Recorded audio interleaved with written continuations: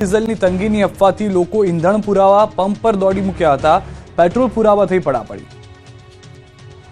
ખાડીના દેશોમાં ચાલી રહેલા યુદ્ધના કારણે ગેસની તંગી બાદ હવે પેટ્રોલ ડીઝલની તંગીના ભણકારા વાગી રહ્યા છે। રાજકોટ અને સુરત સહિતના શહેરોમાં અચાનક જ ઈંધણનું સંકટ ઘેરાયું। રાજકોટ શહેરના અનેક વિસ્તારોમાં આવેલા પેટ્રોલ પંપ પર પેટ્રોલ અને ડીઝલનો જથ્થો ખલાસ થઈ જતા વાહન ચાલકોને ભારે હાલાકીનો સામનો કરવો પડ્યો। રાજકોટના મોટાભાગના પંપ પર પેટ્રોલ નહીં પરંતુ ડીઝલની તંગી સર્જાતા ડીઝલ ખૂટી પડ્યું, જેથી અનેક વાહનોને ડીઝલ પુરાયા વગર પરત ફરવું પડ્યું। આ વાત વાયુવેગે પ્રસરતા લોકોમાં ડર ફેલાયો અને લોકોએ પેટ્રોલ પંપની બહાર વાહનોની કતાર લગાવી દીધી। કલાકો લાંબી વાહનોની લાઈન લાગી। અમુક પંપમાં પેટ્રોલ ખૂટી જવાને કારણે વાહન ચાલકોને ટ્રાફિક જામ જોવા મળ્યો, જોકે પેટ્રોલ પંપના માલિકે કોઈ તંગી ન હોવાની વાત કરી। બીજી તરફ પેટ્રોલ ડીઝલ ખૂટી જતા પેટ્રોલ પંપના માલિકોમાં દોડધામ મચી ગઈ હતી અને રાજકોટમાં IOCL ઓફિસમાં સાથે પંપ ડીલર્સે બેઠક કરી, જેમાં સૌરાષ્ટ્રભરના પેટ્રોલ ડીલર્સે તેમની સમસ્યાઓ રજૂ કરી। પેટ્રોલ ડીઝલના જથ્થાની સ્થિતિ અંગે પણ ચર્ચા કરી, જેમાં IOCએ પેટ્રોલ પંપ સંચાલકોને ખાતરી આપી કે મોડી સાંજ સુધીમાં કે પછી આવતીકાલ સવાર સુધીમાં તમામ પેટ્રોલ પંપ પર પેટ્રોલ ડીઝલનો પૂરતો જથ્થો જવાની ખાતરી છે। સાથે જ પેટ્રોલની કોઈ અછત ન હોવાનું કહ્યું અને બેંકોમાં 2 દિવસની રજા હોવાથી પેમેન્ટમાં તકલીફ આવી હોવાથી ડીઝલના ટેન્કર ન પહોંચતા ડીઝલ ખૂટી પડ્યું। સાથે જ રાજકોટ પેટ્રોલ પંપ એસોસિએશને લોકોને અફવાથી દૂર રહેવા અપીલ કરી। IOC ડિવિઝનલ મેનેજર એમની સાથે મીટિંગ થઈ છે। સપ્લાયની કોઈ જાતની ચિંતા કરવાની જરૂર નથી, સફિશિયન્ટ સ્ટોક છે।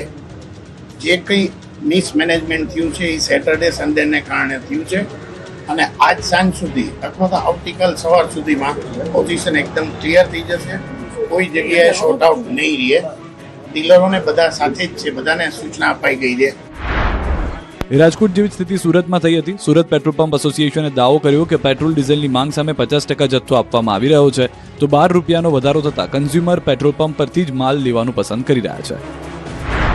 ધારો કે હું રોજને 3 ગાડી લેતો હતો, એટલે કે 60,000 લીટર, તો એમાં બેન્ડ કરીને લોકો 1 ગાડી આપશે કે 1.5 ગાડી આપશે કે કોઈ સાથે પાર્ટ લોડ કરીને પેમેન્ટ આપશે, માલ આપશે એવું લાગે છે।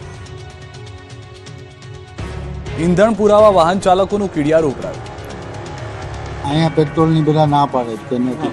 મેં 1-2 જગ્યાએ પૂછ્યું તો પેટ્રોલ ક્યાંય છે નહીં, તો પહોંચવું કે મેં પણ મારા માટે પ્રશ્ન છે। બંધ છે, પેટ્રોલ ખતમ થઈ ગયું છે, બહારથી બંધ છે બધું, પેટ્રોલ નથી પૂરતા એમથી। ક્યાંથી આવો છો તમે? હું ઘાટલોડી, અહીંયા મારી જોબ છે પ્રાઇવેટ જગત। આ આક્રોશ અને ખાલી પરત ફરવાની નોબતનું કારણ છે પેટ્રોલની તંગીની અફવા। રાજકોટ, વડોદરા, સુરત બાદ હવે અમદાવાદમાં પણ પેટ્રોલ ડીઝલની સપ્લાય ખોરવાતા અનેક પેટ્રોલ પંપ બંધ થયા, જેથી લોકોમાં પેટ્રોલ અને ડીઝલ નહીં મળે તેવો માહોલ ઊભો થયો, જેને લઈને રાજ્યભરના પેટ્રોલ પંપ પર વાહનોની ટાંકી ફૂલ કરાવવા માટે લોકો લાઇનમાં લાગી ગયા। કામ ધંધા છોડીને લોકો પોતાના વાહનો સાથે પેટ્રોલ પંપ પર પહોંચી જતા પેટ્રોલ પંપ પર અફરાતફરીનો માહોલ સર્જાયો। કોરોના જેવા દ્રશ્યો તાજા થયા, કેમ કે કંપની તરફથી ડીલરોને મળતા પેટ્રોલ ડીઝલની સપ્લાય ખોરવાતા કેટલાક પંપ બંધ જોવા મળ્યા, જેના પગલે જે પંપ શરૂ હોય ત્યાં લોકોએ લાઈન લગાવી લીધી, જેથી દરેક પંપ સામાન્યથી વધારે લાઈન જોવા મળી। બીજી તરફ અમુક લોકોને પેટ્રોલ ખૂટી પડતા અને જેને બહાર ગામ જવાનું હતું તેવા લોકો પેટ્રોલ વગર પરેશાન થયા। બીજી તરફ પેટ્રોલ પંપના સંચાલકોનું કહેવું છે કે પેનિક થવાની જરૂર નથી, રજાના દિવસોને કારણે સપ્લાય નહીં આવતા હાલાકી છે। પેટ્રોલ ક્રેડિટ પર મળતું હતું એ બંધ થયું છે, હવે એડવાન્સ પૈસા આપ્યા બાદ જ સપ્લાય આપવામાં આવે છે, જેથી 3 દિવસ સુધી ગાડી આવી ન હોવાથી પેટ્રોલ પંપ બંધ રાખવામાં આવ્યો છે। ટૂંક સમયમાં જ પૂરતો જથ્થો મળી જશે એટલે રાબેતા મુજબ પેટ્રોલ પંપ શરૂ થશે। પેટ્રોલ ડીઝલની તંગીની અફવાથી દૂર રહેવા અને અફવા ફેલાશે તો જેલમાં જવું પડશે, આ ચીમકી આપી છે રાજ્યના ગૃહ રાજ્યમંત્રી હર્ષ સંઘવીએ। પેટ્રોલ ડીઝલ ખૂટી પડ્યાની વાયુવેગે વાત પ્રસર્યા બાદ હર્ષ સંઘવીએ આ અંગે સ્પષ્ટતા કરી કે રાજ્યમાં પેટ્રોલ ડીઝલની કોઈ અછત નથી, જેટલું જોઈએ એટલું ઈંધણ મળશે। રાજ્યમાં તમામ પેટ્રોલ પંપ પર પેટ્રોલ ડીઝલનો જથ્થો મળતો રહે તે માટે સરકાર વ્યવસ્થા કરી હોવાની પણ વાત કરી છે। સાથે જ લોકોને અપીલ કરી કે અફવાથી દૂર રહો અને અફવા ફેલાવનારાઓને પણ ચીમકી આપી કે ખોટી અફવા ફેલાવશો તો કાર્યવાહી થશે। કોઈ બી પ્રકારની પેટ્રોલ ડીઝલને લઈને સોશિયલ મીડિયા હોય કે વોટ્સએપના માધ્યમથી કે કોઈ બી ઓફિશિયલ જાણકારી વગર કોઈ બી પ્રકારની આ અફવાઓમાં આવીને ભાગદોડ કરવાની કોઈ બી પ્રકારની જરૂરિયાત નથી। રાજ્ય સરકાર અને ખાસ કરીને કેન્દ્ર સરકાર દ્વારા આ જથ્થાઓ અને સપ્લાય માટેનું ડેલી નિરીક્ષણ થાય છે અને રાજ્યને તમામ પેટ્રોલ પંપો પર પેટ્રોલ ડીઝલ માટે પૂરતી વ્યવસ્થાઓ પહોંચી વળે તે માટેની સંપૂર્ણ તૈયારીઓ બી છે। ગુજરાતના ખેડૂતોને જોઈએ એટલું ખાતર મળી રહેશે, ઇફકોના ચેરમેન દિલીપ સંઘાણીએ આપી ખાતરી। યુદ્ધના કારણે ઇંધણ ગેસ સહિતની વસ્તુઓની તંગી સર્જાઈ છે, પરંતુ ખાતરને લઈને ખેડૂતોએ કોઈ ચિંતા કરવાની જરૂર નથી. ગુજરાતના ધરતીપુત્રને જોઈએ તેટલું ખાતર મળતું રહેશે. આ ખાતરી આપી છે ઇફકોના ચેરમેન દિલીપ સંઘાણીએ. ઇફકોએ 4.6 મિલિયન ટન યુરિયા અને 4.2 મિલિયન ટન ડીએપી અને એમપી ખાતરનું ઉત્પાદન કર્યું છે, જે સરકારના કુલ 8.8 મિલિયનના ટાર્ગેટ સામે 9.1 મિલિયન ટનનો લક્ષ્યાંક હાંસલ કર્યો છે.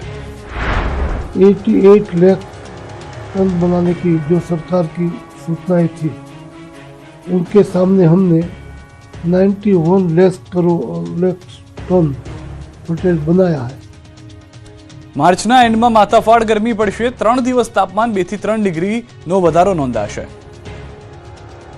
રાજ્યમાં માવઠાએ ગાભા કાઢ્યા બાદ હવે ગરમીનો પારો સડસડાટ ઉપર પહોંચી રહ્યો છે. માર્ચના એન્ડમાં માથાફાડ ગરમી પડશે. હવામાન વિભાગે આગાહી કરી છે કે આગામી 3 દિવસમાં 2 થી 3 ડિગ્રી તાપમાન વધી શકે છે. હાલ રાજ્યમાં upper air cyclonic circulation system સક્રિય છે, જેથી ગરમી ભૂક્કા બોલાવશે. સૌરાષ્ટ્ર, કચ્છ અને ઉત્તર ગુજરાતમાં ગરમી ત્રાહિમામ કરી દેશે. અમદાવાદમાં વાદળછાયું વાતાવરણ રહેશે. હાલ રાજ્યના મોટાભાગના શહેરમાં તાપમાનનો પારો 35 ડિગ્રીને પાર પહોંચી ગયો છે.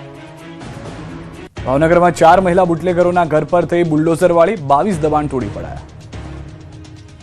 ભાવનગર શહેરના અડોડિયાવાસમાં મહાનગરપાલિકા દ્વારા મેગા દબાણ હટાવો ઝુંબેશ શરૂ કરાઈ. પોલીસના મસમોટા કાફલાને સાથે રાખી બુલડોઝર ફેરવાયું. અડોડિયાવાસમાં ગેરકાયદે મકાનો, દુકાનો બનાવી દબાણ કરવામાં આવ્યું હતું. આ ગેરકાયદે મકાનો, દુકાનોમાં ગેરકાયદેસરની પ્રવૃત્તિઓ ધમધમતી હતી. તંત્ર દ્વારા સંયુક્ત ઓપરેશન હાથ ધરી ગેરકાયદે દબાણો પર બુલડોઝર ફેરવ્યું. 4 મહિલા બુટલેગરોના ઘરનું ડિમોલિશન કરાયું. તો 2 કલાકમાં 2 ઘર, 14 દુકાન અને 7 ઓરડી તોડી પડાઈ. સવારે 8 થી શરૂ થયેલી ડિમોલિશનની કામગીરીમાં બપોરના 12:30 વાગ્યા સુધીમાં 4 આરોપીના બાંધકામ પર બુલડોઝર ફેરવ્યું. 652 ચોરસ મીટર જગ્યા ખુલ્લી કરાઈ. આ સાથે જ દીપક ચોક પાસે મહાનગરપાલિકાના પ્લોટ નંબર 729 થી 730 પરથી પણ 14 દુકાન, 4 ઝૂંપડા, 3 બાથરૂમ અને 1 ધાર્મિક મળી કુલ 21 પાક્કા દબાણો દૂર કરી અંદાજિત 835 ચોરસ મીટર જગ્યા ખુલ્લી કરવામાં આવી. આમ તંત્રએ અંદાજે 1 કરોડથી વધુ રૂપિયાની સરકારી જમીન ખુલ્લી કરી. આ કામગીરી માટે city DYSP, LCB, Ghogha road, Bortalav અને ગંગાજળિયા પોલીસ સહિત 200 થી વધુ પોલીસ જવાનોને ચુસ્ત બંદોબસ્ત ગોઠવાયો હતો. સાથે કોર્પોરેશન, પીજીવીસીએલ અને ફાયર વિભાગનો સ્ટાફ પણ જોડાયો. અચાનક હાથ ધરાયેલી આ કાર્યવાહીથી શહેરના અન્ય ગુનાહિત પ્રવૃત્તિમાં સંકળાયેલા શખ્સોમાં ભયનો માહોલ જોવા મળ્યો છે. તો બીજી તરફ ઘરો તૂટતા જોઈને મહિલાઓ રડતી જોવા મળી હતી. સંચાલકો સાથે વિવાદને લઈને બારડોલીની શાળાના શિક્ષકો હડતાલ પર ઉતર્યા. વાલીઓ અને શાળા સંચાલકો વચ્ચે તો વિવાદ તમે જોયો જ હશે, પરંતુ બારડોલીમાં BABS શાળાના સંચાલકો અને શિક્ષકો વચ્ચે વિવાદ થયો, જે કારણે શાળાના શિક્ષકો બાળકોને ભણાવવાનું છોડીને હડતાલ પર બેસી ગયા. બાળકોની પરીક્ષાઓ ચાલી રહી છે ત્યારે જ 136 થી વધુ શિક્ષકોએ સવારમાં શાળાની બહાર મુખ્ય ગેટ પર ધરણા પ્રદર્શન કર્યું. શિક્ષકોની માંગ છે કે છેલ્લા 3 માસથી શાળા સંચાલકો દ્વારા પગાર કરાયો નથી, જેને લઈને વિવાદ વકર્યો છે. આ અંગે અનેકવાર રજૂઆત કરવા છતાં કોઈ ઉકેલ ન આવતા શિક્ષકો પેન મૂકીને વિરોધ પર ઉતરી આવ્યા, જેથી 3000 થી વધુ વિદ્યાર્થીઓના શિક્ષણ પર અસર પહોંચી હતી.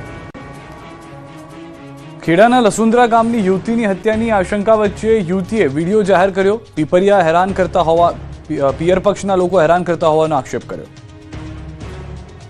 ખેડાના લસુંદ્રા ગામની પાટીદાર યુવતીએ રબારી સમાજના યુવક સાથે ભાગીને લગ્ન કરી લીધા છે.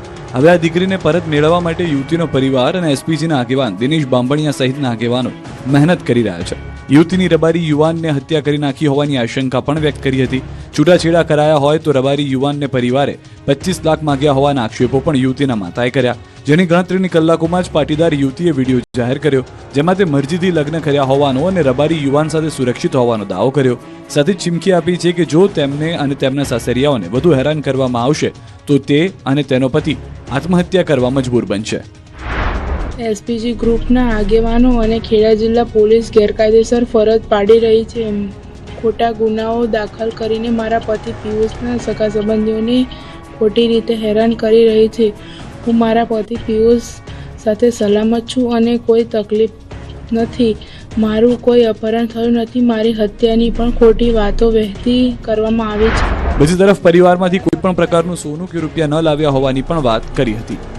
હું ઘરેથી સોનું કે કઈ રૂપિયા લાવી નથી, અને જો અમન બંનેને વધારે પડતા હેરાન કરશો તો અમે બંને આત્મહત્યા કરી લઈશું.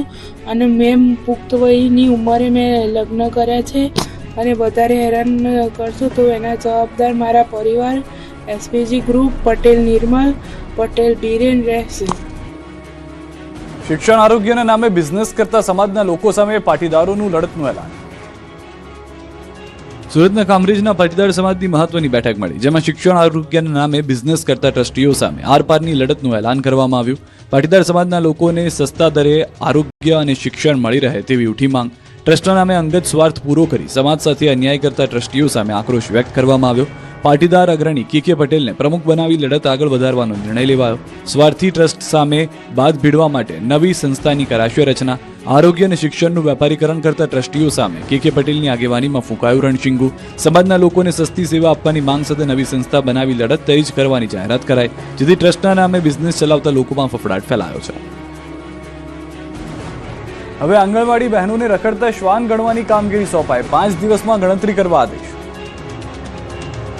આંગણવાડી બહેનો પહેલાથી વધારાના કામને લઈને વિરોધ પ્રદર્શન કરી રહી છે. કામનો બોજ ઘટાડવા માટે સરકાર સમક્ષ માંગણીઓ કરી રહી છે.